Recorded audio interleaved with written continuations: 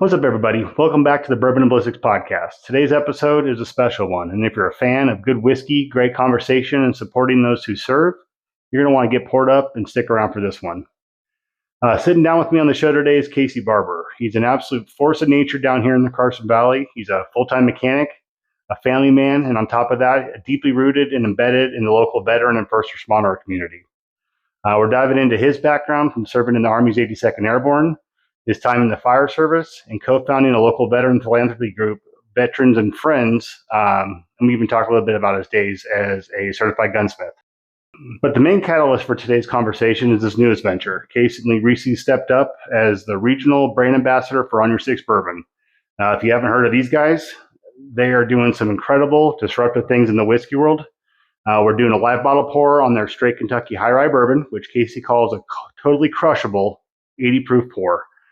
And we're talking about their unique canteen-shaped bottle, their built-in NFC chip on each bottle to let you read the stories of real-life American heroes right from your phone.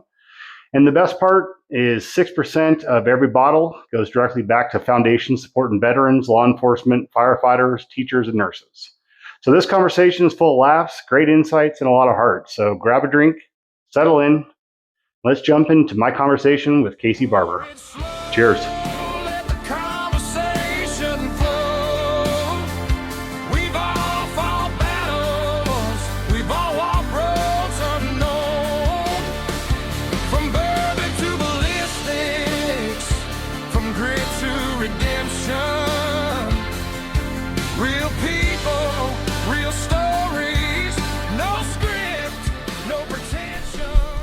Well, Casey Barber, how are you doing? Doing well. How about yourself, Joel? Not too bad. It's our Friday. Yeah. Both of us are calling it a week, so that's a win. It's always a good day when we have a lot to cover. I mean, you are multifaceted. You have your hands in a lot of things, and I want to make sure that we cover all that. The bottle pick today, On Your Six, very fitting for you as you're recently an On Your Six ambassador. Yep, correct. So you're going to be able to tell me all about this. Yeah.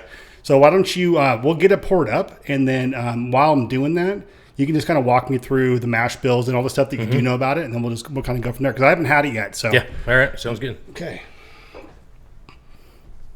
So we got the, you'd mentioned that there's, this is bottled in Fort Myers, Florida. So yes, you correct. said is that all of them? Yes. So They only have the one right now. It's bottled in Fort Myers, Florida. It's actually made in Kentucky, so they have their own bottling facility and everything in Florida. But it is a straight Kentucky bourbon. And the mash bill on this guy is, if I'm correct, should have done my homework, but it's 73% corn, 18% rye, and then I think like 10% malted barley. Okay. So it is a high rye bourbon. And it is aged for 2 years, so it's a little bit on the younger side. Mm-hmm. But, on this guy, you're going to get, as far as the nose goes, you're going to get some oak, some vanilla, honeysuckle, kind of a honey note. And then the palate is, I really like it at 80 proof. It's a good, I call it a crushable bourbon, because you can kill that pretty quick at 80 proof. Uh-huh. And we fall within that range of a very affordable to a premium bourbon at $37.99 on average. It's affordable, and you could afford to get a couple of them. Absolutely. I did see on the website you can get like multi-packs. Yeah. So they make it really easy to get stocked up on it, which is cool. Mm-hmm. Tell me a little bit about the NFC on the bottle. Okay, so the NFC tag on every bottle, there's actually a little NFC microchip in here. So I'll get my phone out here. I know it works better without a phone case, so stand by. But you put your phone up to it here if you have a smartphone, and if you put your camera up to it, hold on, I'm trying to erase my apps on accident. But you put your phone up to it, and it'll pull up that web page. Okay. So you just click on that, and it will take you to the On Your Six website, which is onyoursix.com, and it pulls up your heroes page here. Mm-hmm. So On Your Six works with over 40 different foundations. I believe it's 6% of every bottle sold goes to some sort of foundation. We worked with the Matthew Axelson Foundation just a weekend or two ago. They work with Folds of Honor, Habitat for Humanity, police foundations, firefighters, military, all kinds of stuff. So you go to the website, you can get 20% off your first order with their little thing here. Just fill out your email. But the cool thing is you could filter either by service group, so law enforcement, military, nurses, teachers, whatever. So what you do is like, here's Nathaniel Green from back in the Revolutionary War. And it goes into his story and tells you all about who he was and what he did. So I believe there's over 200 different hero stories on the website. Oh, how neat. So, but yeah, you can go on there. You can buy it online, buy T-shirts, merch, whatever you want. So that's what the NFC tag on the bottle does for That's you. cool. And that's really unique, I think, for this industry that they're doing stuff like. Now we have lots of, veteran-owned distilleries, of course, but this one seems like, I just, for the first time ever, just the cap on this thing is it's hefty. It's heavy. It's metal. It reminds me a lot of of how dense the fray caps are. Oh yeah. Yeah. So yeah, very cool. Yeah, and very then well done. the bottle shape there is a nod to military service. It's in the same shape as the old green canteens. So that's what it represents. That's there. very neat. And the guy who actually designed it, I want to say he was like a design executive for Tiffany & Co. originally. Oh, really? So they stole him from there. So how long have you been an ambassador? I've been an ambassador for about 2.5 months now. Okay. And going pretty it seems like a good... it's going good. Yeah. I hit the ground running. I covered a lot of area in a really short time. Personally, my kind of place that I'm at is more like the philanthropy side of things, and doing celebrations of life. I'm working with Nevada Honor Flight right now. I'm working with the VFWs right now. I just got On Your Six into Kevin's shop down there at Minden Meat and Deli, so they're going to carry it now. Cool. So I've been doing a lot of tastings, a lot of stuff with other veterans groups. Just like I said, I hit the ground kind of running full speed and said, hey, this is what I'm going to do. And they said, okay, that's great. Go for it. So that's what I'm doing. And the conversations that we've had, you've talked about them being really good good company to work with, right? Really easy at going and dedicated. Yeah. And I get a monthly phone call and, hey, how's everything going? Oh, it's going good. And then I upload photos to, a shared file or whatever of what I'm doing. And then I get 5 bottles a month to do with what I will, whether that's raffle them off for charity, give them away, do tastings, anything like that. Wow. And they just ask, hey, what was this purchase for? And then I tell them what it was for, and they're like, okay, great. So, yeah, it's pretty awesome. Very cool. Yeah. So before we get too far away from this, I want to, speaking about veteran, you yourself are a veteran, and you do a lot of stuff with veteran groups. Yes. So let's talk about first your service. I would like to get to know a little bit more about that. Okay, so originally I was with 2504, 82nd Airborne. I went into the Army right after high school. I was right in the GWAT era, so not the initial push into Iraq and Fallujah like a bunch of my older friends were in high school. Everybody went in the Marine Corps, and I went into the Army instead. I always make a joke about it and say, hey, I was too smart to be a Marine, but that's not how it happened. I just didn't like the recruiter. So that's all it was. Yeah, that's all that was. No, but so I did that. I did just shy of 8 years, and I had a lot of fun doing it. And after that, I tried to find what I wanted to do next. Like I told you earlier, I thought about being a police officer. I went down to Santa Ana, Southern California, applied for them, went through an interview process. It didn't work out. I have a tattoo on my hand that they considered not great because they're trying to clean up their image with gangs and everything. Talked to Orange County Sheriff down there, and they're like, we'll take you right now. And I said, well, let me think about it. I'm thinking about going fire instead. And the cop that I was talking to thought it was funny. He's like, oh, go to the dark side, that whole banter. So I ended up going to the fire service. I did that for a few years, started having some high blood pressure health issues, stuff like that, and had to quit doing that. And then I moved up here. So here we are. You did it. Yeah. You made the I've been coming to the area since I was a young kid. we had a family friend who had a cabin up in Glenbrook Oh. way back in the day before it was a bunch of billionaires and millionaires. So yeah, it's amazing how much it has changed since then. So, well, let's try this out. I'm excited. right. I mean, you know what you're doing, but I appreciate you coming. yeah, I appreciate you having me.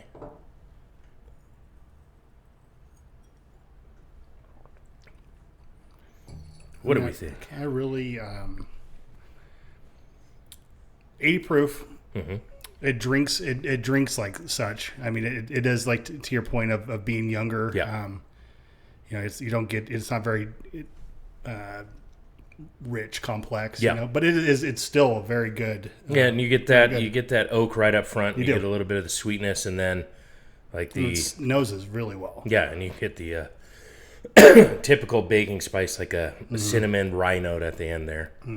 But yeah, it's a I can get with that good for sure. crushable bourbon. Like I said, you could drink that down real easy. That's exactly what I was hoping for out of this bottle, especially for the price point. You know, it is amazing to me, and we talked about it right before we started, that you can find so much good whiskey out there that you're not having to spend an arm and a leg or sell an arm and a leg to get, and so it's nice to see that there's people out there that are forward focusing on giving back to the community, with what they have and the network that they're able to get, but then on top of that, making it affordable for us to keep coming back to it. Well, and that's the thing. So, $37.99 is your base MSRP.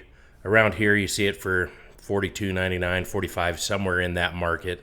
But going back to the veterans groups and things, like I said, I worked with Jeremy with the Axelson Foundation. I know Corky and Donna and everybody as well, but they were looking for an auction item. I said, yeah, I'll make it happen. So I got that to them. They've worked with On Your Six in the past.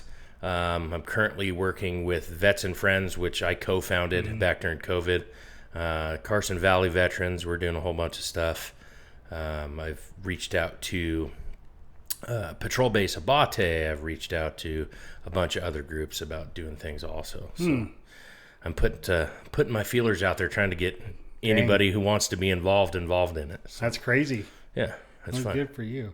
So let's talk about more about some of the philanthropy work that you do. Yeah. Because I mean, first of all, you're a full-time employee, right? Yeah, full-time mechanic. You got a family. Yep. And on top of that, you're doing all this stuff. Yeah. So let's talk about how you make that work and what it is that you're doing. So how I make it work. I'm a glutton for punishment. We'll put it that way. I'm a workaholic. I never stop working.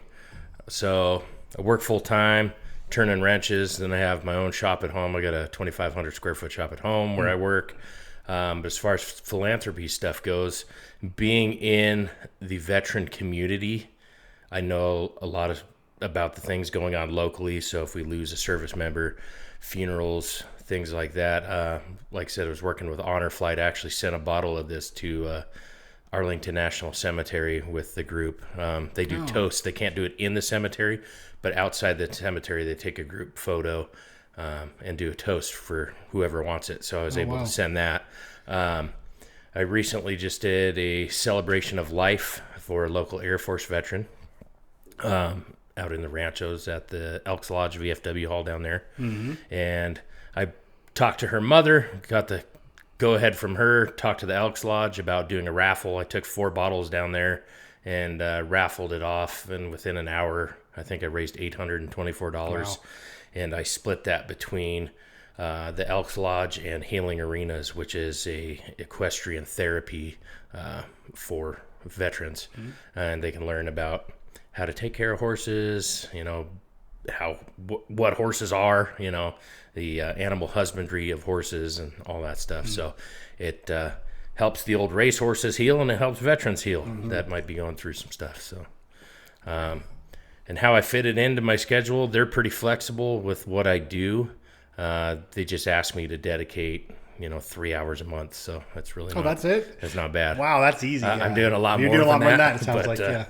But yeah, and like I said, I check in with Olivia. She's on the marketing team once a month, and talk to her. And I got some exciting news. We're going to be working with Douglas County Rodeo this year as well. Good. So Good. we got our foot in there. I talked to Justin. We had a meeting with him. And, cool. If everything goes well, we'll be there every year after awesome. that. So I think that people will definitely be able to get behind this, Yeah. especially once they hear the story. Well, and that's the thing, for one, part of the proceeds go back into first responder, veteran, nurses, firefighters, communities to help them through multiple foundations. The two guys that founded it in 2019 are both veterans. So it's one of those things where it has a good story behind it, and it's an American company with good morals. And if you're going to drink bourbon, why not drink this bourbon and support a good cause, So with I say, as an ambassador, working in a region, have you branched out up into Carson or Reno or anything? Or are you still locally? Yeah, so I'm focused primarily down here in the Carson Valley. We have another guy who's the Northern Nevada manager. His name's Davis, and he is up in Sparks and Reno in that area. So he's focused more on that market. Right now, On Your Six, you can get it up at Total Wine in Reno. Caesars Entertainment is carrying it. So he's working up there, and I'm working down here, and then we get together and kind of doing the whole divide and conquer thing. But we do get together and run around down here together, and I'm probably going to go up and introduce them to the guys at the VFW up in Reno here. Nice. So good. What are some of the challenges you're seeing with this? Bourbon is kind of a flooded market. As you see, there's a bunch of stuff here. So it's a new company. A lot of people haven't heard about it. But the one awesome thing about it is in the last year, On Your Six has grown 400%, if not more. And they are replacing the shelf space in bars and things where Maker's Mark used to be and other heritage brands used to be, not only because it's affordable, it's super drinkable. For someone who might not like bourbon, this one is super approachable. It's a softer bourbon. It doesn't have that, super high burn that a higher proof bourbon might have. So the challenges there are, why buy this one? Why would we want this versus this? So that's a challenge. The other thing is price point. A lot of people are worried about the price point. It's super affordable. And the other thing, really is, well, who's your distributor? So they might not have the distributor that we work with primarily. A lot of places around here do. So it's pretty easy. It's just kind of getting your foot in the door and explaining what it is and why you should go with this over another brand that they might have loyalty to. So it's a little bit tough. People around here are pretty easy to work with. Like I said, Kevin at Minden Meat and Deli, I talked to his wife, and she goes, I just happened to be in there one day, and I was talking about bourbon. And I said, have you tried On Your Six? She goes, no, but I've had customers asking about it. And I said, well, lucky day for you, because I work for him. And she goes, oh, really? So I gave her Davis's number, and I said, if you want, I can come in here and do a tasting. And on Fridays, they have a group of guys in there that drink whiskey and hang out. So I went in there last Friday, and we had a big tasting, and everything went really well. And Kevin ordered some of it. He happens to have the same distributor that we work with. Oh, so perfect. It all worked out. So what were his thoughts? Like, what was his takeaways from it?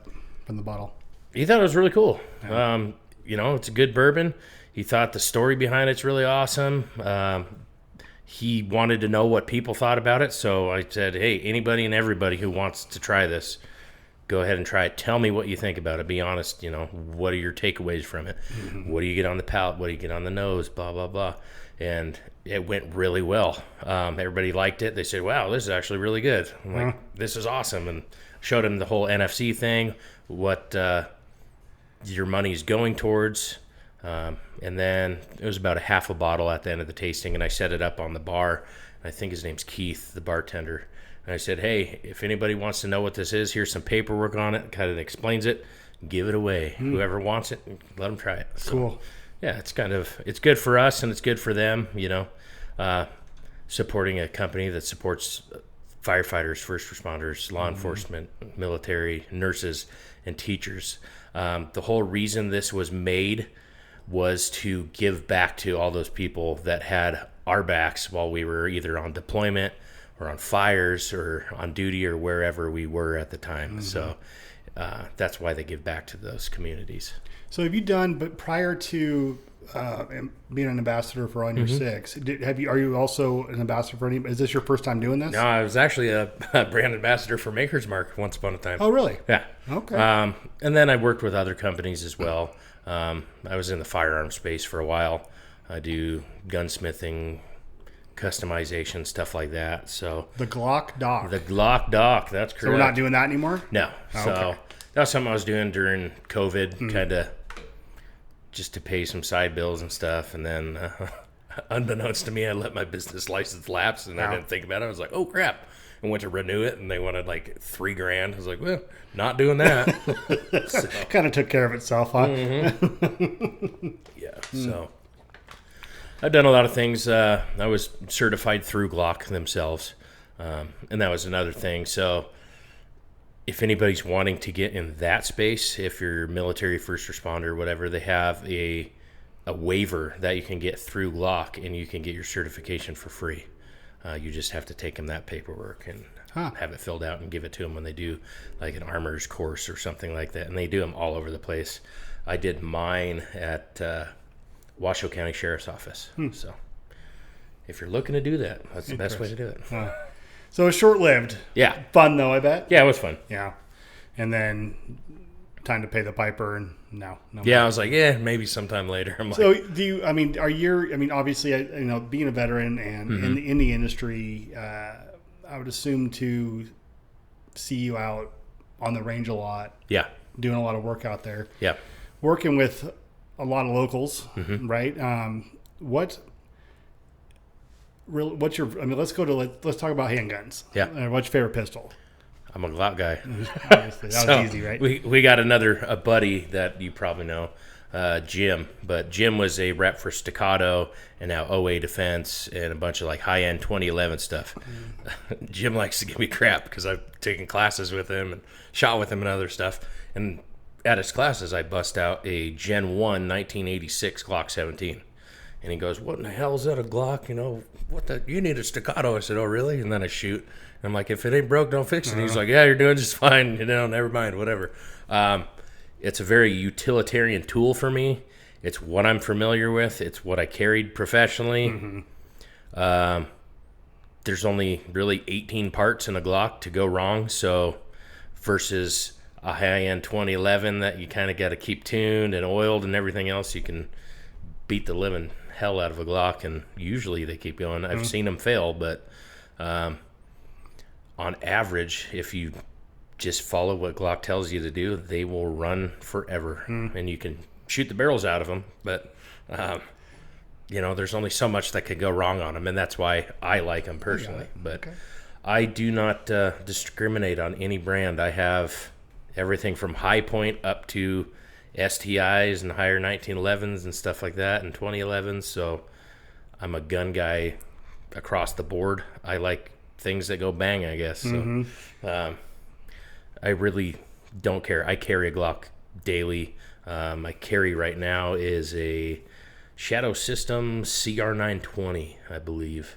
is what it is. So it's a same size as a Glock 26, Glock 43, but it's a double stack mag, so it holds 12 plus 1. So, and it's a little tiny guy, so that's my daily carry. That's nice, yeah.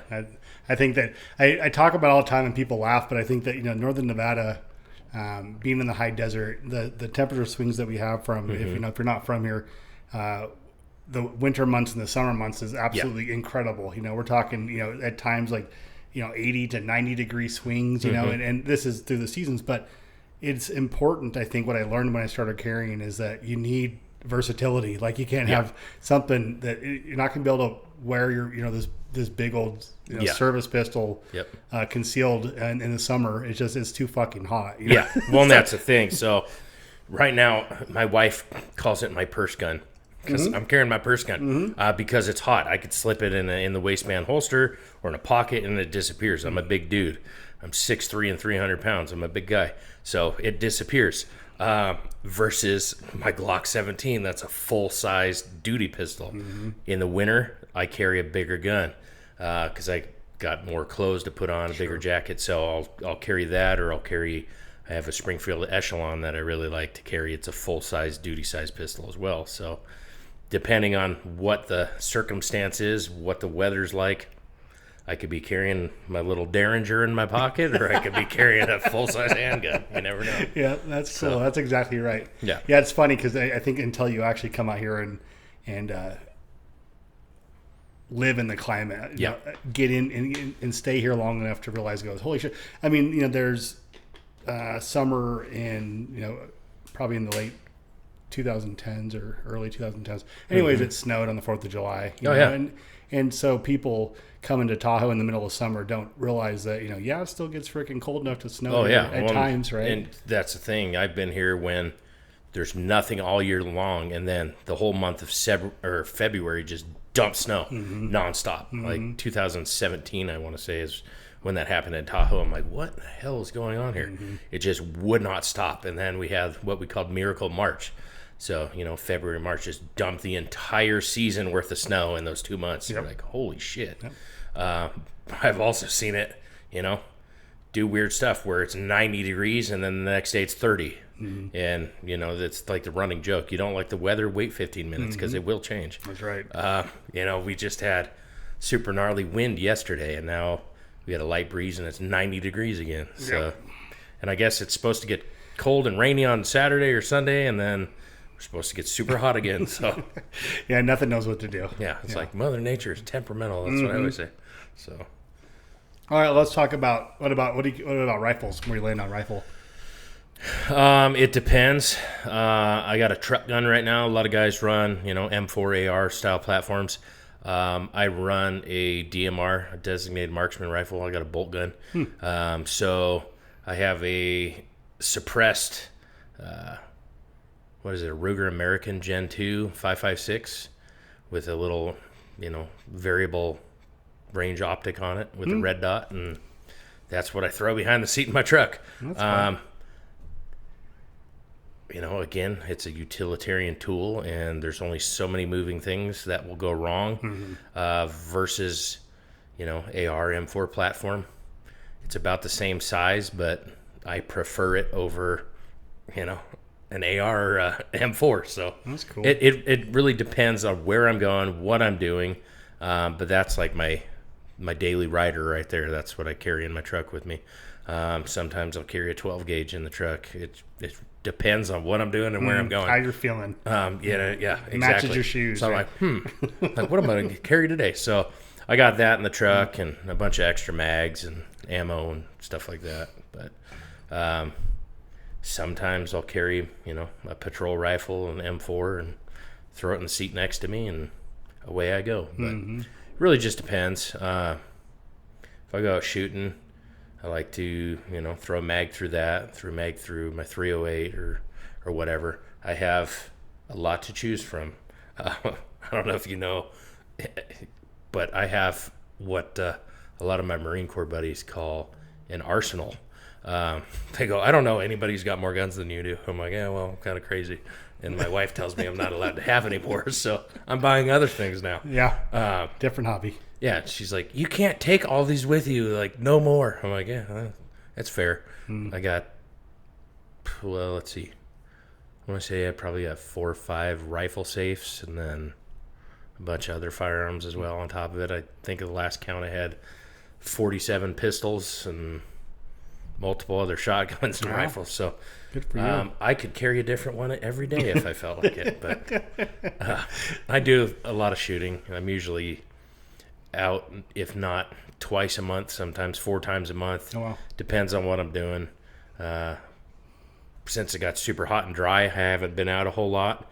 I do a lot of dry fire training. And that's one thing I do with Glock is I have a 3D printer. I made these little dry fire clips that actually go into the back of the Glock slide, so you can pull the trigger and it doesn't have you reset the sear and firing pin and all that stuff. So it's pretty cool. So it lets you pull the trigger, because on a Glock you pull the trigger to the rear, then you have to reset the slide because of the striker and everything. But with that, it blocks the striker from dropping, so you can just go click, click, click, click, click. And it's kind of a cool thing. So you selling those?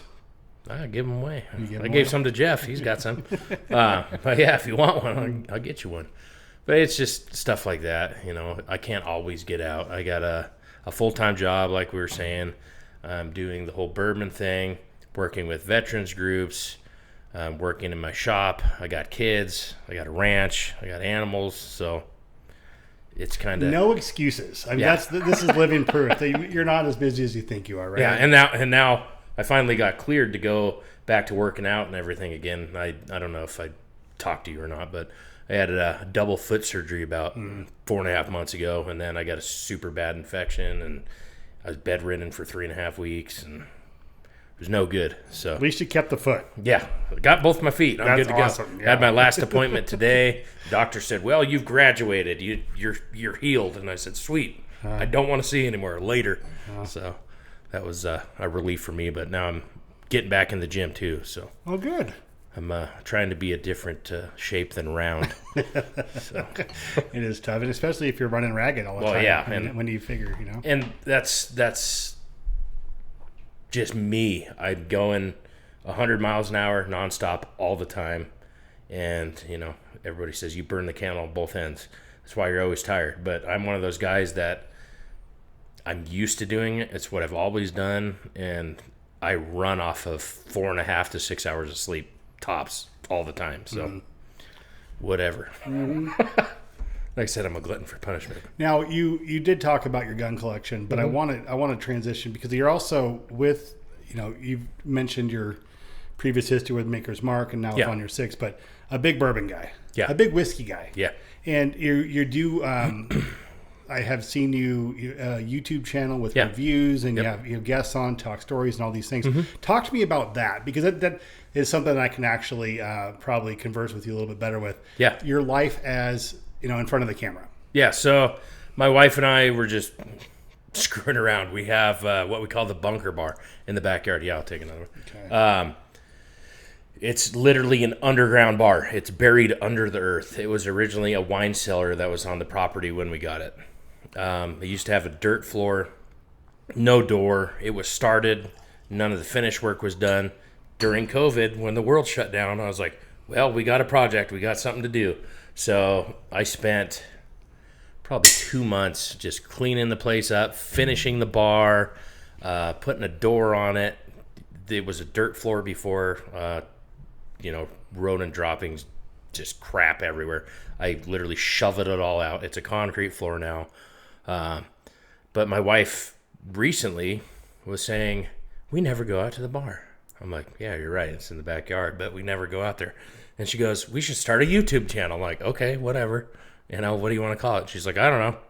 I was like, well, we're reviewing a bunch of stuff. We're in the bunker bar, and we call it the bunker bar because it's under the earth.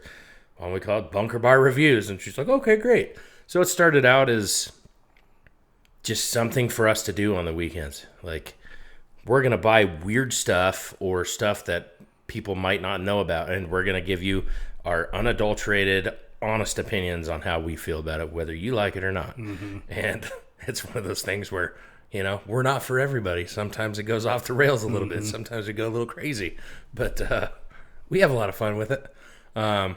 Right now she's doing fire, reviews on different, on tents or fire gear, because she's a paramedic firefighter, and she's in Colorado on a wildfire right now. So she'll send me videos, and I'll either do voiceovers for her with what she wants me to say, or stuff like that. And that's how it started.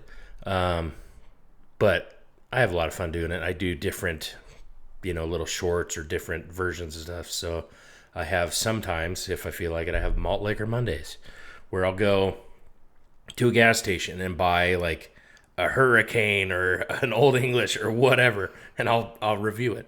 And then there's another one I do. My favorite one is Whiskey Wednesday. Whiskey Wednesday started, I got a world tour of whiskey, so whiskeys from around the world. There's 25 different whiskeys that I've never had before. So it started around Christmas time. I dressed up like Santa Claus, and we did a whole thing like that, just trying to be funny, make people laugh. That one was really funny. I did so, and I'll tell you straight up, this one tastes like dirt. Like it tastes like crap. I don't know why anybody ever drinks this. Our first episode was Jack Daniel's Old Number 7. my wife is like, she knew I had an aversion to Jack Daniels. And the reason was, in my youth, I drank a ton of it, for one. And Jack and Cokes, I'm like, that's all it's good for. I don't like Jack Daniels. And I explained that in the video. She goes, why don't you like Jack Daniels? I'm like, because it's not good.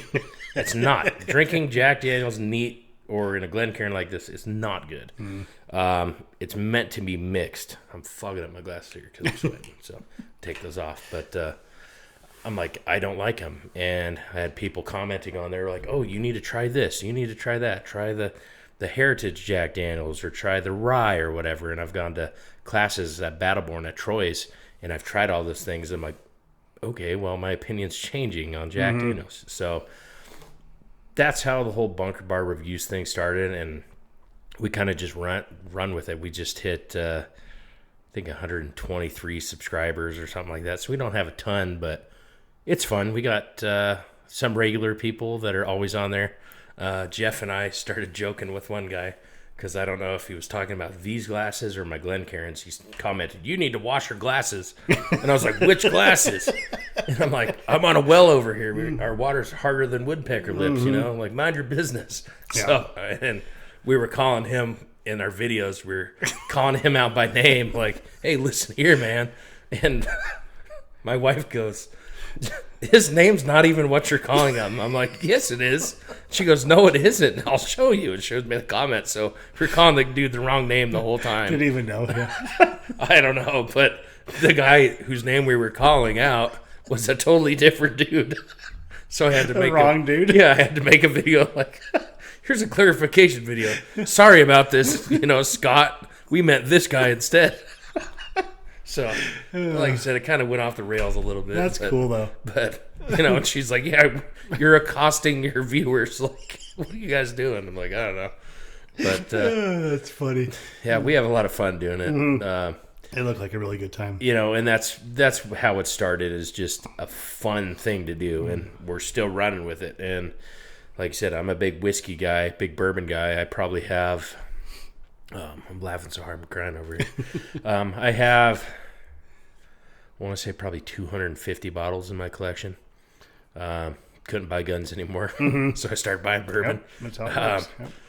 And you haven't been shut down on that yet? No. Yeah. No, surprisingly. That's cool. My wife had mentioned, you don't need any more of it. You have nowhere to put it. I'm like, I'll build another room. I'm like, if I build it, they will come. But, yeah, so...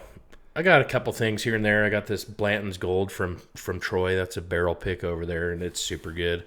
My buddy Roland was over last night for a review video on that, and he brought me 2 more bottles of whiskey I've never had. So I'm like, all right, well, we got to review this now, and that's kind of how it goes. It started out as something fun, and now it's kind of a giant monster. So that's cool. It's a lot of fun. I enjoy it. It's something to do, and I'm one of those guys where I consider myself to be funny. I don't know if other people do, but as long as you're laughing. Yeah, I'm laughing, having a good time, and like I said, I tell you my honest opinion. I don't sugarcoat anything. I've never have in my life, and it's just how I am. One of the hard things I think that that I've learned from this podcast is when I pick a bottle and I try my best to find something that kind of ties into the guest. And so when we get it, if I'm disappointed, it's hard for me at the time to really, because I don't want to, what I don't want to do is, if I'm not a fan of it, I don't want the guest to not be a fan of it. I don't want to deter them from liking it. Well, that's the thing. And my wife, she's one of those, like, Jeff and I were like, you don't know how to drink bourbon, you don't like bourbon, you don't have an opinion on bourbon, because she's like, it tastes like gasoline, get this out of here. She goes, I don't know how you guys pick out these different notes. They're like, oh, it smells like apple, or it tastes like this. She goes, no, it does not. And I'm like, well, our palates are very different. Obviously, you like your fruity, whatever, White Claws or whatever you're drinking, and she does have a good taste in some other stuff, but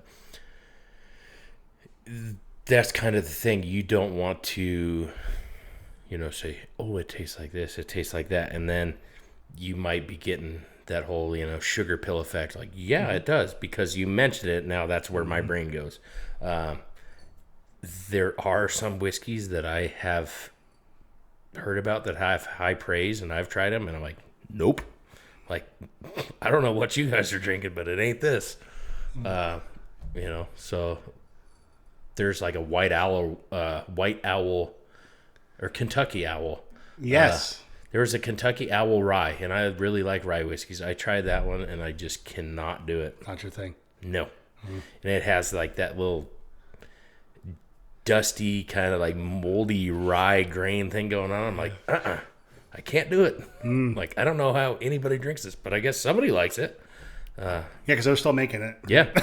So somebody's buying it. Different strokes for different folks. And maybe it's just people reviewing it, and that's the only bottle they ever buy. Yeah. It is interesting, and it's funny because even looking at this collection, like even this quarter of the shelf. Yeah.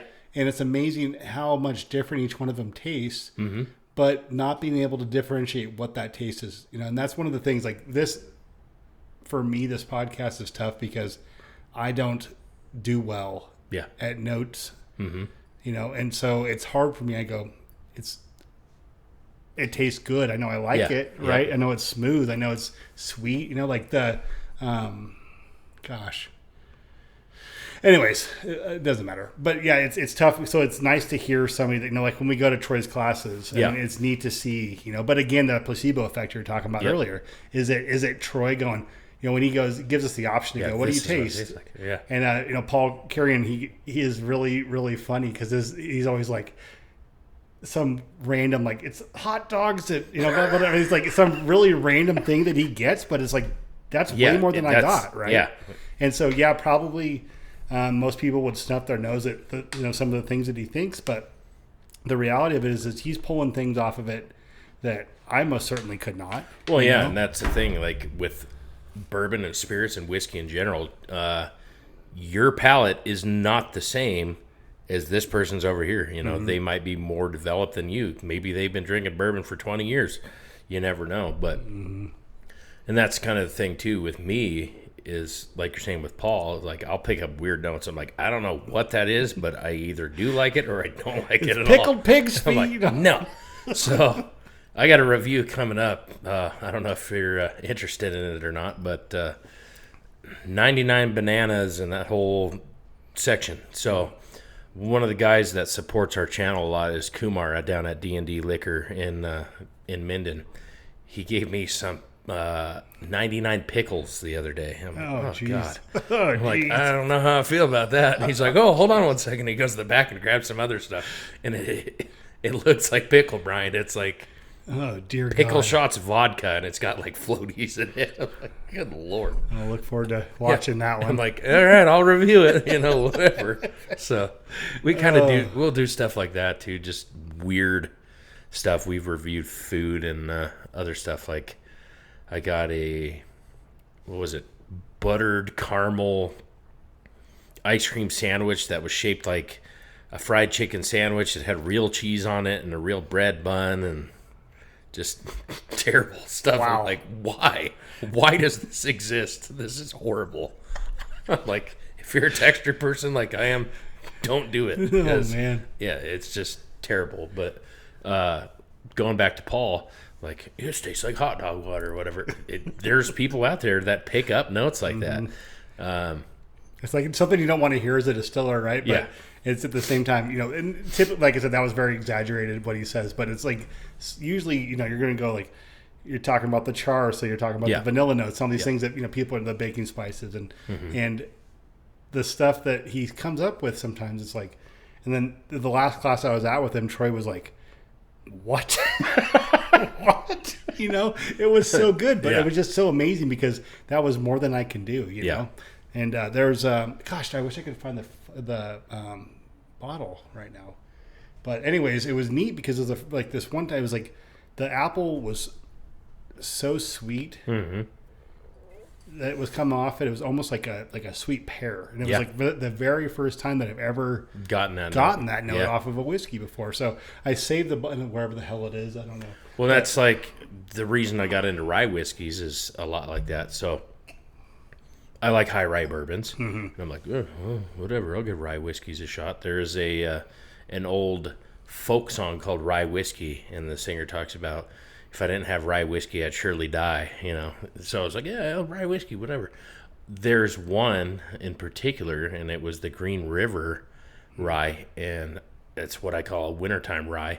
But to me, I pick up like strawberries on it. It tastes like strawberries to me. It's weird. And I don't know if other people are going to pick up that same note, but I cracked it by a fire one night when it was snowing. I was like, oh my God, like this is incredible. Yeah. Like, and then I tried other ryes. I'm like, nope, don't like that. Don't like this. So whiskey to me is super, super cool because, you know, you got your big 5 distillers that make a ton of different labels. However, you'll find some weird craft whiskey out there that tastes completely different than anything you've ever had, and it might blow your mind. You're like, oh my God, this is fantastic, or this is horrible. I never want to see this again. But the story behind it, where it comes from, what it's made from, you know, I really enjoy the history aspect and the story behind a lot of it, and because I'm kind of a nerd, and that's why I have so many different hobbies, and I have so many different collections of different things, because I'm kind of an eclectic guy. But I enjoy the story and the history behind everything I collect. You know, I have a coin collection, I have a whiskey collection, I have a gun collection, I have car collections. Your wife's like, what the fuck? I'm like, I got a touch of the tism, all right? Leave me alone. But the story behind everything is the driving factor behind all the stuff I collect. I'm like, you know, and I think that's kind of why I'm a Glock guy. Like, the fantastic plastic is what they used to call the Glock, and there was a story out there. Well, you can get it through metal detectors because it's made of polymer. It's not true, but you know, the story behind all the stuff is what I really like. That's cool. And you know, there's a lot of whiskeys out there. Old Forester's one of them.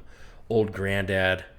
These are the distillers that survived Prohibition, and they did it with a medical license to sell their product. Like, it's medicine. So And it kind of is. yeah, and there's I don't know if there's any health benefits to it or not, but Probably not. it's debatable. Vegetables. Yeah. So, you know, it's the story behind that stuff is what I really like, and I nerd out. I have people come in and they're like, holy crap, you have a ton of friggin' whiskey in here. I'm like, do you want to hear the story behind this one? And I will dive down that rabbit hole with people, and they're like, how do you know all this shit? I'm like, because I learned the story, and then I like dove down it hard. Like, if I'm going to do something, I give it my 100% every time, and that's just kind of how I am. Like I said, with On Your Six, I kind of hit the ground running, and they're like, holy shit, you're doing a ton of stuff. We did not expect you to be doing all this stuff you're doing. They gave me, like, initially, they gave me 4 tasks to complete a month, and I went up and above and beyond on a lot of the stuff. And I'm like, oh, did you know I'm doing this and this and this and this and this? And they're like, no, but that's awesome. Like, that's super cool. So is it that breakneck pace? Is it sustainable in this valley? I mean, what is that? Yes and no. I think down here in the valley versus Reno and Sparks, down here's not as big of a market, but it's also not as flooded of a market as it is up there. There's a lot of mom and pop shops down here that want to support something like that because of what it represents and who On Your Six is and the story behind it, versus somewhere, you know, in Reno or Sparks, in a big metropolitan city that might go, well, I don't care. I have enough whiskey. I don't, you know, whatever. And down here, I have relationships with people already because of my YouTube channel. And I've been buying stuff from them over the years, supporting their business. So they're like, yeah, bring it in. Like, we'll give it a tasting or do an event or whatever. And I've been talking to Troy too. And I asked him the other day, and he goes, I haven't tried it yet. And I said, well, I can make that happen, Troy. So we're talking about possibly one of his classes having a bottle of this or something. Oh, that'd be fun. Or doing one of our YouTube channel episodes in there, doing a tasting or something. He's all for that kind of thing. So Yes, he is. He's a great guy. Kumar's a great guy. I've talked to the guys out of PJ's and the Ranchos or Ben's or wherever. So I have those relationships because I've bought one of my 250 bottles of whiskey at one of the shops at some point or another. So I've built those relationships with those store owners and businesses over the years. That's good. Yeah.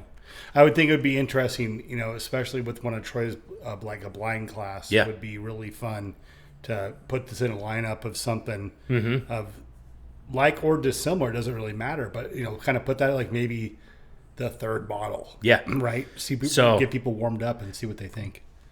The last class that I did with Troy was pretty wild. So we had some like super high-end stuff, like the first one or two, and then the next ones were like what people would call bottom shelf whiskeys, and people liked them better than the higher end stuff. So you never know what you're going to get. And he would, you've been to his classes, but he goes, what do you think this is? And some of us in the class that have more, refined palates, I guess you could say, called out like 4 out of the 6. And Yeah. He's like, I've never had this happen before in any of my classes. This is nuts. Like, how do you guys know that? It's just like, I don't know. It's a good guess, I guess. We're educated as far as whiskey drinkers go. But to me on this, I don't know if you pick up the note or not, but it has like a really kind of nutty cinnamon note going on in there, which is, I go back to like Old Granddad or like a Jim Beam product, and I'm like, and I tend to like those. First whiskey I ever drank was Jim Beam White Label, so I tend to lean towards that kind of flavor profile. That's what I like, but I think that's partially why I like this so much too. Not only is it awesome company, but the flavor profile is what I like. So I explained to my father, who's a lot like, he doesn't have a refined palate, but he's like, it's good, Yeah. Like you're saying, you're like, I don't pick up on that note or this note. He's just like, well, that's got a nice flavor to it. I'm like, That's what where I'm at. else? That's He's where like, I'm I don't living. know. It's like, it's always funny, having a podcast that's talking about whiskey and guns and how little, I've collected over the years. I mean, if you go back to like the very first episode I did when my son was sitting on the other side of the table, and there was, I think, like 5 bottles here, right? And so here we are 3 years later, and it's and it's fun because what Russ Bacon taught me about whiskey when I first started drinking it with him is that it's just a liquid in a bottle, right? Yeah. And until you open that up and you share it with somebody, that's when these kind of conversations start happening. That's what I think is so beautiful about it. And I will preach that until the day I die. I mean, it's just, there's, again, you can take any one of these bottles and pair it up with any of the ones. You're not going to be able to pick out why they're different. Me personally, why they're different, but they're different, and I think that that's so neat. You're talking about same grains, essentially, different combinations, different climates. Yep. And it's neat. Like take a, I was looking at somebody this morning, like a real, like even like a Mexican corn, right? And I'm kind of curious, like what is, like if you do like a Mexican whiskey, Mexican with Mexican grains, like how much different the terroir would be. And it will change it immensely versus what we have. I've seen some out there like the blue corn.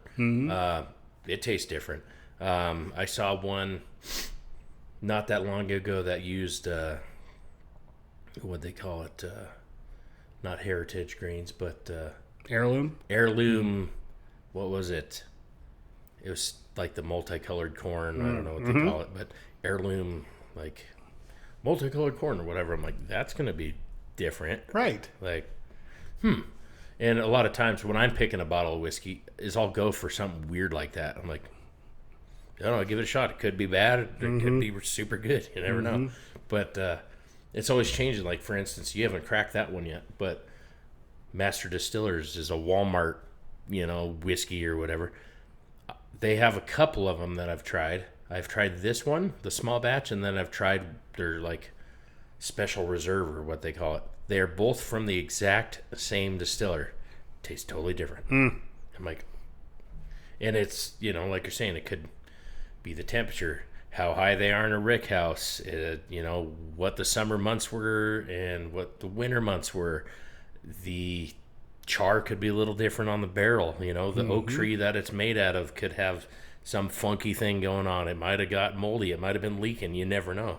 So it's definitely a journey. It's cool. Yeah. Roland brought me over a bottle of the Frey Ranch, I don't know what they call it, farm strength or whatever. But it's a barrel pick from PJ's. And I'm like, well, you're going to have to come back and try this with me. And like you're saying, the relationship you could build over something, like bourbon or whiskey, and the story behind it and the difference between each bottle. It's super cool. And that's why I'm into it also. I'm like, like Smoke Wagon from Las Vegas, or you got Alan Jackson's Silver Belly back there.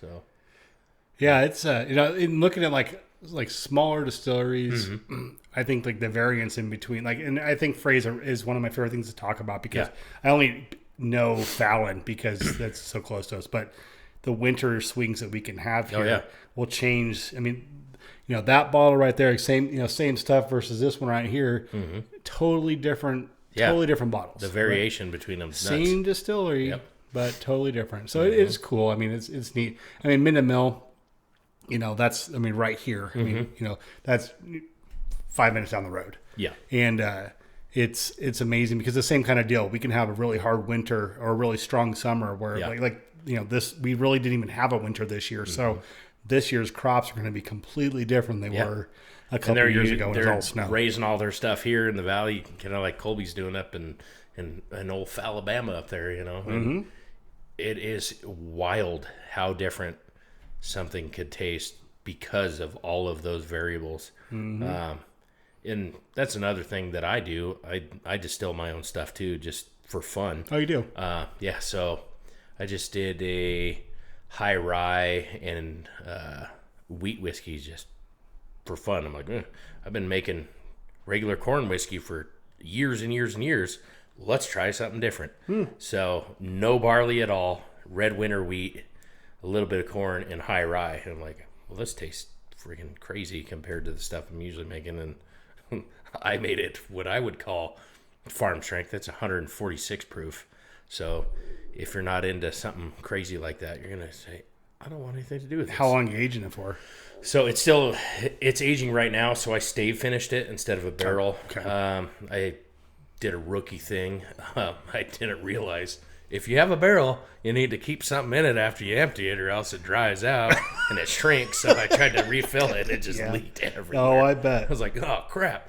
So I ended up pulling the bands off of it and cutting it up, and I did different chars with it. So I did a super heavy char, and then I did more of a toasted char with it because it was already like a number one char or whatever it was.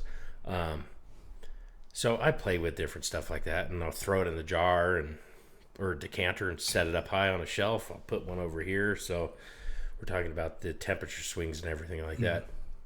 Just in this room, something on the top shelf might be getting more sun or more heat than something down here, and I could change it. So I got kind of into the distilling thing myself just for fun. Wait, what? You did? You wanted another hobby? Yeah. I do a lot of crazy things. That's cool. Jack of all trades, master of nothing. So what is your plan with that? How long are you going to hang on to that for if we crack it? I've cracked it. Oh, you I've have tried already? it. Yeah, I've taken it's going on about 6 months now from when I initially changed it, and it is dark. Is it? It's super dark. Like, you hold it up to the light, you can barely see through it. So I've had other people try it, and they're like, oh my God. I'm like, this is what I call a campfire whiskey because it tastes like a campfire because I super heavy charred this. But I do weird stuff. Like I took my buddy Travis is super into black velvet. So he's a black velvet guy. I myself am not. But every time he comes down, he brings me a bottle of black velvet. So I'm like, what can I do with this? I redistilled black velvet at one point. I stave finished it at one point. I changed the entire flavor profile of it. And I had it in just a regular glass decanter, and I had people try it, guys that like whiskey, and they're like, "This is really good. What is it?" I'm like, "Black Velvet." I'm like, "No, it's not." I'm like, "Yeah, it is." I'm like, "I redistilled it." And they're like, "What the hell?" So I just do stupid stuff like that every once in a while, just for fun, just for something to do. Like, I obviously am one of those guys that I can't sit around and have idle hands. I gotta do something. Yeah. So I'll do stuff like that. I'll redistill stuff. I had a guy bring me a bunch of cherry cordial wine that he made at his winery. Didn't like how it turned out, so he brought me like 10 gallons of it, and I turned it into brandy. So, one man's trash is another man's treasure, so why not? That's cool. Yeah, I do all kinds of stuff, so I have a lot of fun running around doing different things. I was going to ask you. So you talked about rye, and I think that's one of the areas of whiskey that I'm still venturing into. Yeah. I mean, I really am excited about learning about rye, because it is, Troy really kind of opened my eyes. One of his rye classes that he put on, because it is amazing how much more complex ryes can be versus a bourbon. Mm-hmm. And so I want to get there. Now we do a little whiskey exchange every year here. You were part of it. Mm-hmm. And so this is one of the bottles that we had coming through that Frey Ranch one. Yeah. And it really kind of piqued my interest. And we went over to one of Troy's classes and had this Rittenhouse. Mm-hmm. And I was like, what? This is phenomenal. Is that the Bottled and Bond Rittenhouse? Yeah. It was so good. Yeah. And so I was like, dude, I've been missing out, right? Mm-hmm. But I think it takes a little while for somebody like me especially to kind of start understanding what this all, like high wheat or wheated, and like double oaked and all the terms that come along with it. What does that mean, right? Yep. And so it's been a journey, and like I said, that Rittenhouse was for the price point especially super impressive and a good entry level rye to kind of get your mind turning, going, what can I be, what can I be doing different here? Well, and that's the Sazerac rye. Mm-hmm. I've been seeing it for years. Never tried it. I went into Troy's one day and I said, all right, I've looked at this bottle 20 times. I'm buying it. Mm-hmm. And it's awesome. It's phenomenal. Yeah, I'm like, I've been missing out for a long time just because I haven't bought it. Mm-hmm. And then I was over at Minden Meat and Deli the other day, and they have a barrel pick of Sazerac over there. I'm like, well, I guess I need one of these now. So, but yeah, that Rittenhouse is killer. That's one of my go-to ryes. The Sazerac's awesome. Green River's awesome. There are some out there that are not so awesome. Yeah, you gotta buy them and try them. You gotta try them all. And I do a lot of exchanges with other people. I got buddies that like bourbon and whiskeys and stuff, and just like we're saying, because I don't like it doesn't mean somebody else doesn't. And I've had buddies go, "Oh, this is awesome. I don't like this Japanese whiskey. Here, I'll trade you." And I do a lot of bottle trades with guys too. Mm-hmm.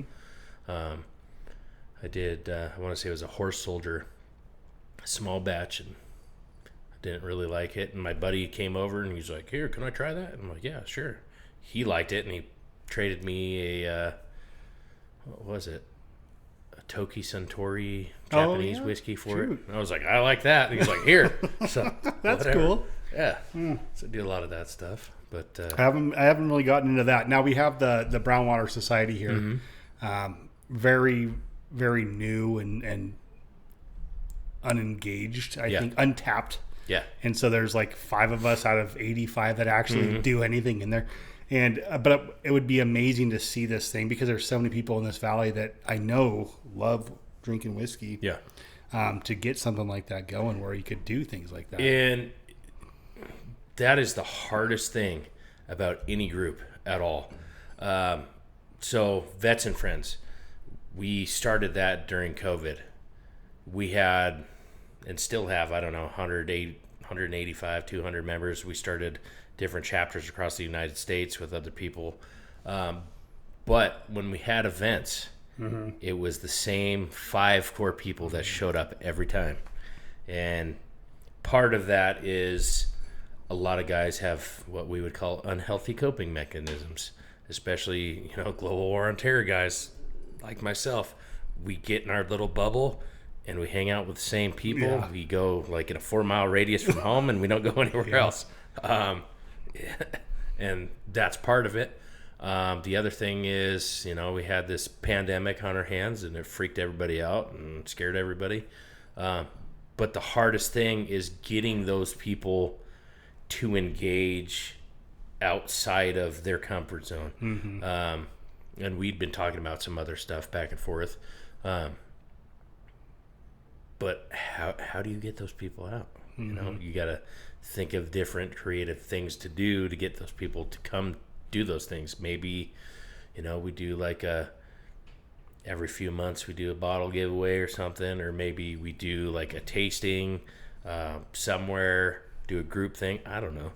Yeah, one of the things I think, and to your point of COVID, I mean, I really did change people's perspective, I think, on group activities. Not in the sense that they're afraid they're going to get sick and die, but you got comfortable not peopling, yeah, right? Exactly. You're like, I mean, I would, my wife and I will hang out here on a Friday night typically, mm-hmm. and it's okay for us to drink by ourselves. And we don't need a big crowd to do it with. And it's like, we know it's like, well, shit, let's go ahead and call it a night, right? And it's easy. It's simple. And we could do it in our pajamas. It doesn't matter, right? Yep. And so go, all right, it's Thursday or Whiskey Wednesday, right? Mm-hmm. It's like Wednesday night, we're going to go out and we're going to drink. And everyone's like, I got still 3 days of work or whatever left. I don't know if I can, But to get people to commit to coming out and just, I mean, it's an hour of your life. You may never get it back, but you might enjoy it and be like, shit, why didn't I do this sooner? Why don't I do this more often? Mm-hmm.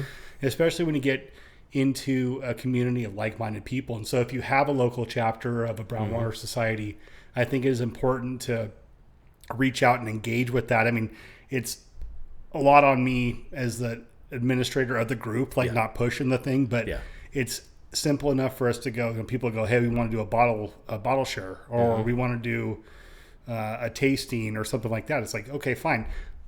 Whose house is it going to be? Somebody volunteers, and I was like, I don't want to go to a house. I want to go to a place. Like, I don't feel safe just going to some rando's house, right? So how do you combat that? And I think that's, and to your point of, the ambassador thing, it's one of the things that you're going to be up against, obviously, and you know all about that.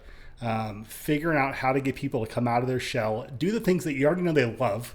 Otherwise, they wouldn't even be engaging. Well, and that's the, like I said, it's the hardest part about it is we all have our own lives, right? We got our own families. We have different jobs. We have different hours. We have different variables in our lives that kind of differentiate everything. Just because I work a banker's hours 9 to 5 doesn't mean you do. You could be working graveyard shifts or something like that, or maybe you're a super big homebody, you don't like to leave, or maybe you're super social. We're all different and we're all doing different things, and getting everybody to engage at the same time, it's tough. It's hard. And what I offer is to say, hey, I'll come to you. Doesn't matter where you are, I'll come to you. Or we could do a big event out at the ranch. I have the space for it. I got 6 acres. I have fishing ponds on my property. I got this super cool outdoor fire pit where we hang out on Friday nights and smoke cigars and bullshit and do whatever. I have a bar, come check it out. You got to dip your foot in the water a little bit and go, all right, well, this isn't so bad. But, right. Like you're saying, you don't want to go to like some random person's house. Like, I know nothing of this person. Like, they could be a serial killer for all I know. We had the very first year that we did the bottle exchange. It was really, really successful. Like, there's a lot of participants, but nobody wanted to do the interface. So I ended up running every single bottle by myself to the other person. Like, the whole point was to get people to kind of engage with each other. And go, hey, man, you like bourbon? I like bourbon. Like, you like whiskey guy? And then also go, but it was fun this last time. Now we've been doing it. This is the 3rd year we did it. And this last time, almost everybody did it by themselves. And it was super cool. Super cool because it was like, I think you were one of the ones that was like, I don't remember who you had, but Matt Whitwam. And you were like, we got shit in common. Well, he goes, we're talking about, I don't know, duck hunting or something. And he goes, I'm the vice president of the duck club. I said, that duck club across the highway? He goes, yeah. I said, I live right here. And I told him I got fishing ponds and everything. He's like, oh shit. He's like, well, if you want to come out and come duck hunt and let me know. I'm like, all right. Well, I had shoulder surgery, so I didn't do that year. But I'm like, hey, you like fishing? Come out to the friggin' ranch out here. I got fishing ponds with bass. So, like we were saying before, it brings people together that are like-minded, and you might have just found your new best friend for all you know. But that initial step kind of freaks people out since COVID. COVID for me was awesome because I'm not a super big people person to begin with. I'm more of a homebody. I like hanging out at home away from everything, and gas was $2.40 a gallon. There's nobody on the roads. I'm like, this is awesome. Best day ever. This is ideal for me. I know. I can go to the store and not run into anybody. Mm-hmm. Heck yeah. That was kind of cool. And for me, I'm like, the world's shut down. I don't have to go anywhere. Sweet. Mm-hmm. I don't want to go anywhere anyway. Right. I got other friends who are like, how come you don't ever come out the bar? Come out the casino? I'm like, because I have everything I need right here. Mm-hmm. Back to the earlier point, like sometimes like it is just simpler to not, like you don't have to worry about a ride home. Yep. You don't have to worry about, running into somebody you don't really give a shit about seeing, right? The drama that comes with, not even your drama, but the drama that comes around you, right? Here we go. Oh God, one of these guys. But it's hard because when you have a societal group like the Brownwater Societies, it's tough to get people to engage. So I guess this is kind of like a prompt or a I don't know what the word is. But for you to figure out, like, what could we do, a challenge in the Brownwater Society to get, so like we got our top 5, right? If this is my space, there would be 5 of us that are actually actively engaged in the community. First of all, how do we grow that? Because there's more than 85 people in Carson Valley that drink whiskey. Oh yeah. How do we get them on there? And then how do we make this events? How do we have more than just one annual event? The exchange is fun. And I will continue to do that because it's super fun, but more events, the tastings, the get-togethers, the bottle swaps, the things that we could do. How do we do that? So now that you're doing the ambassador stuff, I think it's a good opportunity for you to teach me some tips and tricks, tools of the trade to make something like that happen. Well, and so I just told you I'm not really a people person, right? But I am. And, it goes back to military service. It goes back to the fire service. It goes back to being a brand ambassador and everything else. I tell you, I'm not a people person. I don't like people I don't like people that much. However, when I get out of my comfort zone and start talking to people, I do really well in that space. Yeah. And it, right. it goes back to, I had officers tell me, you're a leader whether you like it or not. I'm like, I don't think so. And they're like, well, I know so because I'm watching it happen. And they go, the reason you make a good leader or a salesman or brand ambassador or what have you is because you don't think you're good at it. And that's why you thrive in that space, because you don't believe in yourself, but we see what you're doing and we know these guys will follow you through whatever you take them through. And it's just, I guess, the way I am, the way I'm wired. From an early age, I've always been that person. Growing up, I would be the kid that would go talk to a homeless guy sitting on the street. And my mom's like, get away from him. That guy's not safe. I'm like, why are you homeless? Why are you sitting here? And I'd ask questions. And I would get to know these people and build relationships with them just by talking to them. And I've always been that way since I was a kid. And I don't, really care what other people think. I will take the time. I'll come talk to you. If you tell me to go away, I'll go away. But that's how I've met some of my best friends. My friend Josh, when I was a homeless teenager growing up, that's how I met him. He was also a homeless teenager, and we're still friends to this day. And it was just, we're 2 punk kids that found each other on the street and we're like, hey, what's your name? Well, my name's this. What's your name? My name's Josh. All right. Hey, you want to hang out? And that's how our relationship, blossomed from there. And we still talk all the time. And he's in New Mexico and I'm here, and, we can pick up the phone. It's like a day never passed. So, as far as getting people together, we got to figure out where is common ground we could do it. And I think if we did something with Troy at Battleborn or something, that might be the space to make it happen. Because one, everybody knows who he is. Mm-hmm. They know his business. We all like whiskey, and it's not at some rando's house. Mm-hmm. So that's something we can definitely work on. And I just, talked to Jeremy a couple weeks ago and got to know him a little bit. I've known who he is forever, mm-hmm. Being here in the Valley. Never met the guy, but that's interesting. Yeah, I'm like, I know who he is. Yeah. And, I know I'm acquainted with a lot of people. I don't really know a lot of people, mm-hmm. but someone's like, hey, do you know this person? Yep. I'm like, I've never met them, but I know who they are, mm-hmm. So I think another guy would be Austin. Mm-hmm. I know Jeff talks to Austin all the time. He's like, dude, you got to meet Austin. Austin's the shit. He goes, he's into all the same shit you are. He's super smart. Like, he knows his shit. Like, you guys would get along really well. You would.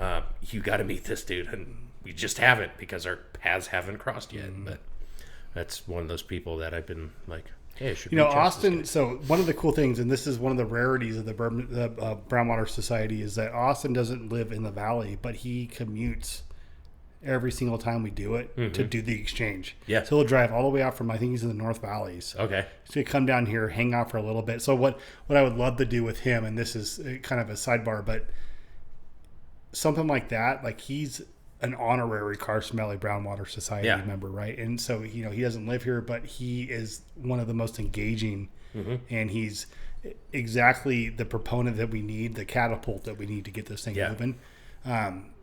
But getting that kind of attitude and mentality going forward in this thing. And like I said, if you guys have a group in your area, it is, it's super fun to get engaged. Like when we do the things, it's super rad. And I think it would be neat because we have a kind of a Team Kevin, Team Troy here. Yeah. And so like we could do like an East-West showdown, almost. It would be fun. It would be interesting. It'd be giving them both an opportunity to kind of woo us, right? Yeah. It'd be fun. We'll talk about that later. But we'll meet you at high noon. It'll be cool, man. I think it'd be awesome. So, all right, Casey. This has been a lot of fun. Oh yeah. And I been a good time. I want to give you an opportunity to talk about any plugs that you may have. Yeah. And let people know where to go to find you, find that. Find out what you're all about. Yeah, so if you're interested in the On Your Six Bourbon whiskey here and supporting veterans, first responders, nurses, teachers, firefighters, paramedics, onyoursix.com, and that is onyoursix.com. You can go on there. If you order anything online, they have a little prompt on there. You put in your email, your first purchase, you will get 20% off anything you buy on there. You can also use the code WELCOME20 to get 20% off.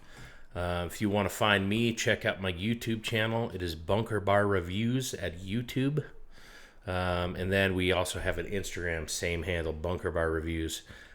We try to do videos 2 to 3 times a week. I'll do like a Whiskey Wednesday, Malt Liquor Monday. Sometimes we'll just try weird, random shit. Like, have you seen the Happy Cow Vodka yet? No. So Happy Cow Vodka is another veteran-founded company. The guy up in my old stomping grounds in Washington and his wife, he's a special operations Marine Corps vet.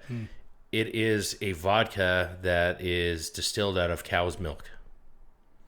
Interesting. Super weird. That's very weird. I saw it at Troy's shop. I was like, this is bizarre. Troy has it? Yeah. I'm like, this is weird, man. I got to try it. Like, I'm intrigued by it. And I'm not a vodka guy, but it's super creamy, super good, awesome for like White Russians, stuff like that. It's friggin' killer. Obviously, yeah. So him and his wife are both like first generation cattle ranchers up in Washington, so that's super cool. They're also going to be at the Douglas County Rodeo this year. But yeah, Bunker Bar Reviews. You can check us out at Instagram or on YouTube. I'm also working with another company as a brand ambassador that I did not mention, and that's PourCaddy.com. They have what's called the Pour Caddy. They got all kinds of different products. They have one that's called the Pour Vino, I think, and it holds an entire bottle of wine. It's a double wall insulated receptacle, you know, and it's got an aerating wine spout on it. The pour caddy, I think it holds 20 ounces of whatever liquid you want. Oh, hot damn.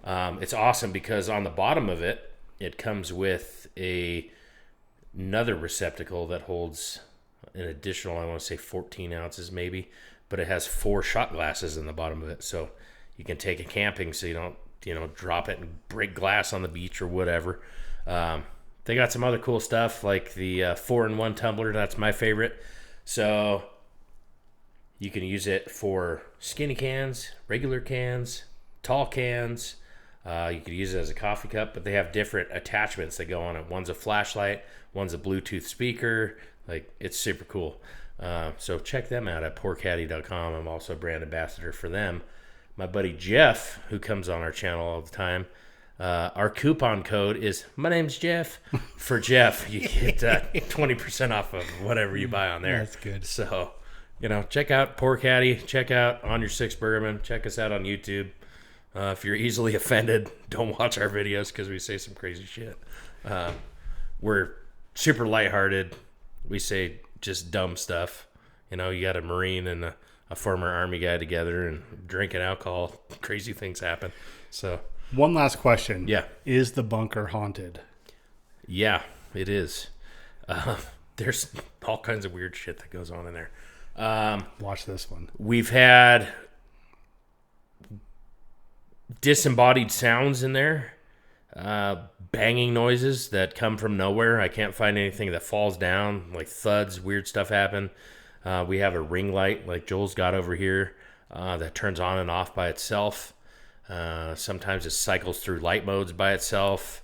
I've tried to unplug it, plug it into different things because my buddy's like, it's got to be the electrical in there. I know the guy did it and he didn't know what he's doing. I'm like, it's not plugged into that. Like, it's freaking nuts. My buddy Daniel was over at one point and he swears up and down that he saw someone standing there one night, like up An apparition. Yeah, up on top of the bunker. And he goes, well, dude, what the hell? I'm like, what? He goes, is this place haunted? I was like, I don't know why. He's like, there was somebody fucking standing up there. I'm like, I didn't see anything. He's like, no, I gotta go, dude. And he was freaked out. He left and went home. Yeah. But we have just strange stuff go on in there. My wife doesn't like being in there by herself, like freaks her out. I've heard stories that a local teenager had drowned there at one point in one of the ponds. Don't know if it's true or not. Have no idea. I would think you'd be able to find something about that. I haven't been able to find it, but Jeff was over one night and I was telling him about all the weird shit that was going on. And he goes, whatever. He's kind of, you know, believes in it, kind of, not really. But he goes, okay, well, let's try something. I'm like, all right, go ahead. And he goes, if you're in here, you know, spirit or ghost, and you like what's going on in here, turn that light off. And the light turned off within like a second and then turned right back on. And he's like, what the fuck? He's like, holy shit, what the hell was that? I'm like, I'm telling you, dude, weird stuff goes on. Wow. So I believe it's haunted. You know, there could be reasons that things are happening, but I have not been able to recreate the weird things that have happened in there. So I'm going to go into something a little weird. I died at one point in time and got revived and brought back to life. So I've always kind of walked the realm of life and death, I think. And I might be a little more sensitive to weird things like that than other people. And my entire life, I've seen weird things. I've heard weird things. I've experienced weird things that I cannot comprehend or explain why they happen. So I'm open to a lot of that stuff. Other people that are very closed-minded might not experience it, but early on I was like, I don't believe in ghosts, I don't believe in spirits, I don't believe in demons. Well, I do now. Once it happens to you, it might change your mind. So there is a video up on YouTube that explains how the bunker bar is haunted, and you hear a super loud bang like somebody threw something. And I went over, my wife and I were doing a video, and I kind of went, you know, we both look. The weird thing is we looked different directions because it was so loud. It sounded like it was in the entire bar. It was bizarre. Interesting. And I don't know what it was. I couldn't find anything that fell. I couldn't recreate it. I was walking around hitting the tables, and I don't know. It was weird. So the bunker bar is haunted. So if you want to check out any ghost adventure stuff, that's a fun one. Yeah, like that one was interesting, and I think with Jeff coming back, going, "Holy shit!" I think that was the best part. Well, and that's the thing. If you're into paranormal research, you want to check it out, do some ghost hunting, let me know. Come by, check it out. We also do weddings out there. I'm an ordained minister, so good. I got my hands in all kinds of things like this. Yes, you do. Check us out. Check out Joel. Check out Bourbon and Ballistics, Battleborn Wine and Whiskey, D&D Liquor and Mo in Minden. He's a big supporter. Kumar over there's awesome. Troy supports our channel and everything I'm doing. So if you're in the Carson Valley, check out all these guys. There's one last thing that I think we should do before we sign off. What's that? And it's in a black bag. Oh, yeah. There we go. It's a Blanton black. Blanton black. I just want to try a little bit of this. You rated this a 9.5. 9.5 out of 10. This is a barrel pick. This is a private barrel select that Troy at Battleborn Wine and Whiskey picked himself. I want to say I pre-ordered this back in December, so it's been about 6 months, and it just happened to be in the right place at the right time. And he goes, "Hey, this might be coming in today," and I was like, "All right, awesome." He's so good about that, and it did. So here it is. I reviewed it last night on the channel. It is phenomenal as far as Blanton's goes. Blanton's is kind of hard to find, regularly. I've never had the Blanton's Gold. I've had the single barrel. So I can't really compare it to another Blanton's Gold, but I can tell you this one is awesome. Interesting. So without further ado, I'll let you. I'll let you do. I don't want to touch your bottle. That is like I said last night. I'm trying not to spill it. That's don't spill a drop. But I do appreciate you bringing that. Yeah. Thank you. I figured if we are going to try it. Get you a healthy pour Thank there. You. I told Troy I'm going to need another bottle. Hopefully he's got a lot. Yeah, so, and I think last night I said it was 162. I think it was actually 169.99 pre-ordered. It is. Something like that. That's right. Beautiful color. It's gorgeous. It's like a dark honey. Yes. Golden amber color. The nose on it's killer. It's a caramel bomb and a half. Oh dear God! And it's delicious. So give that a try there. Appreciate you having me. Thank you.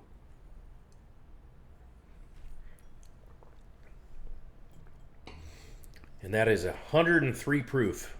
So that's kind of the sweet spot for me. That is good. Yeah. So I like bottled and bond 100 proof somewhere in there. Yeah, sure. At 103 proof, I think it drinks under 103 proof. Mm-hmm. But yeah, that is just, it's beautiful. It's deep, rich nose on it for sure. What are you getting on the nose? That's my question for you. Let me tell you. So it's a bacon spice, vanilla up front, very, very vanilla forward. Yeah. Very sweet. For the proof point, it's not like super high like alcohol. Yeah, you don't nose, get that right? ethanol burn. The ethanol, yeah. You get a little, but not much. Do you know by chance where we're at? I mean, we got the proof. What the mash bill on something like this is? Do you know? Let's see. I'm sure it'll tell me. You know, I mean, I got nothing. I don't know. It is a high rye, I would imagine. This barrel was dumped on 4/28 of 2026, so just recently. Just got it. Rick number 76, barrel number 70. I do not know what the mash bill is on it. I don't know if they'll tell you or not either. And actually, to your point, probably not. Yeah, and the cool thing about it is it's all hand numbered. It's all handwritten. It's pretty. It's the a gold, beautiful the gold bottle. embossing and the. So it says this registered bottle number is 214, and I just randomly picked one. They're all gonna taste very similar. They're all from the same barrel, but the crazy thing about single barrels like Blanton is you might get one like the one up there that's gonna taste completely different. But yeah, this one I told Troy, I said, you knocked that out of the park. It's a very good pick. Yes. Yeah, it's gorgeous. Fantastic. What would you rate it out of 10? Well, out of 10, I would say on the nose, it's really high. I would say like an easy 9. Yep. Right. Palate, to be honest, I mean, it could just be because, maybe we've had half a bottle. I don't know. It's maybe not the best gauge right now, but I think that on the palate, I can see it. I mean, an easy 8, 8.5, Yeah. 9. Sometimes somewhere in there. Well, and that was the thing. So we rated it last night. I rated it 9.5 because I really like it. My dad rated it an 8.5. My buddy Roland gave it an 8. So we're right in that same ballpark. Yeah, it's good. It's very good. And then something that happened off camera, we did another episode with my buddy Jeff, Corky, my buddy Andy. I had part of Nevada State history, so it was a bottle of like 40-year-old Jim Beam that was bottled for the Ponderosa Ranch up in Pine Village. No shit. But that right there is nuts. Bananas. It's freaking crazy. My dad goes, holy shit, I'll give this an 11. I'm like, really? Yeah, it's a 40-year-old Jim Beam. That was an old dusty bottle that my father-in-law worked for them at one point in time, like back in 1986, and they gave it to him as a gift. It sat in the back of his pantry forever and ever and ever because he didn't drink alcohol. Interesting. In the bottle. Yeah, after he passed away. In the dark. Yeah, after he passed away, my oldest stepdaughter goes, hey, I found this bottle of whiskey. And I said, what? I said, what is that? Is that Ponderosa Ranch whiskey? And she goes, yeah. I said, that's been gone since like 2014. And she goes, no, I know nothing about it. I said, you need to bring me that bottle. We need to crack this. We have to try it. And I was able to look at the bottle, figure out when it was from, and it's right around 1986. So it's like a 40-year-old Jim Beam. Wow. And it is fantastic. Wild. Yeah. Compared to Jim Beam nowadays, it's night and day. Huh. But that was one of those things. My buddy Roland was there and said, hey, you want to try some Nevada State history? Here we go. And he's like, yeah, sure. But, yeah, this Blanton's Gold here. Fantastic. Very good, yes. I am going to go see Troy tomorrow and grab another Re-up? bottle. Yeah, good for you. But, yeah, if you guys are down here in the Carson Valley, check out Joel, Bourbon and Ballistics. Check out Bunker Bar Reviews. If you want to do some bass fishing, hit me up. I just had a girl reach out recently who's wanting to get eloped with her fiance, and I said, hey, I got a ranch down here. I'm ordained. You're looking to do it on the cheap. I'll do it for you. And she's like, oh my God, really? I'm like, yeah, sure, why not? I don't care. I have a question for you. Yes, sir. I know you do like targets and stuff for the ballistic side of things, right? Are you still currently doing that?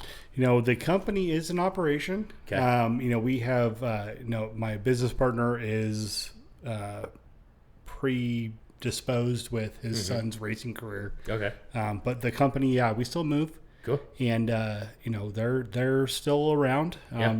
Russ at Nevada Cerakote. Yeah. He's got some down there. Jeff is a distributor down here. Okay.